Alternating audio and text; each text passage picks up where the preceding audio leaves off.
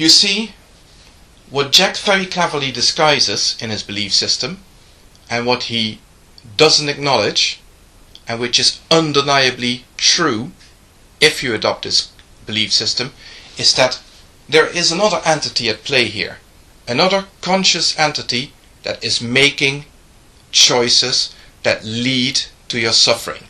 And let's examine those choices.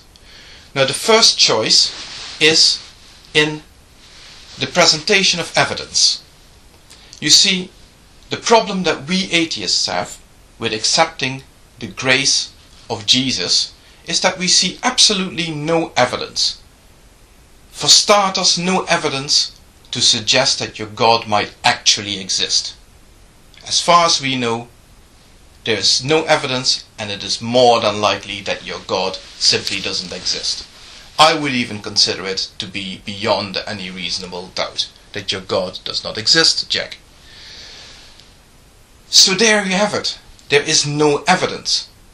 Now, Jack chooses to interpret that as a willful rejection of his God, but that is, of course, blatant nonsense.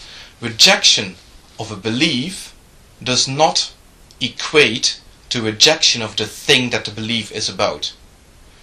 I'm perfectly, happy to accept that his belief is real, and I reject his belief.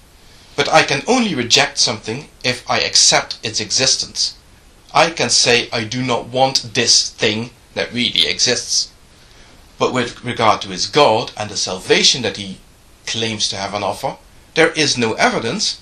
I cannot accept it as real, and therefore, whether I reject it or accept it is completely out of the question. It doesn't come into the equation.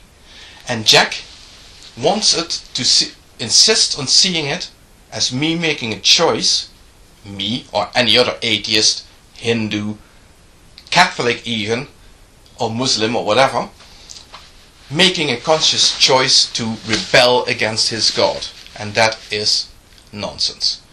But now we come to the other decision that is being made here. There's the one decision that I make, that I cannot accept the evidence that is completely missing for the existence of his God. But there's also the decision of his God, who is supposedly omnipotent, to provide such evidence.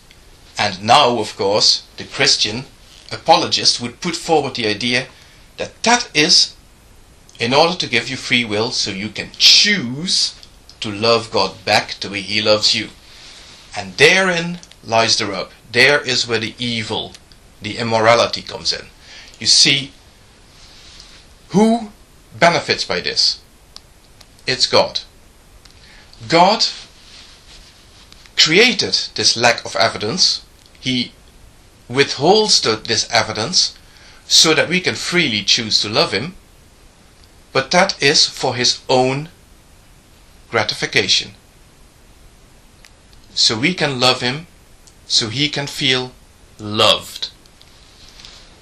And if it's for his own gratification, and the alternative leads to suffering in whatever way, shape or form, then it is by definition immoral and evil.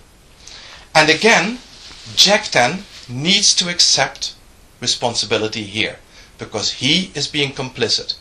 Either he has some evidence that he's not disclosing to us, in which case he is actively being evil, or he is closing his eyes to his evil, making himself complicit with the evil that God is perpetrating against humanity. But there's more.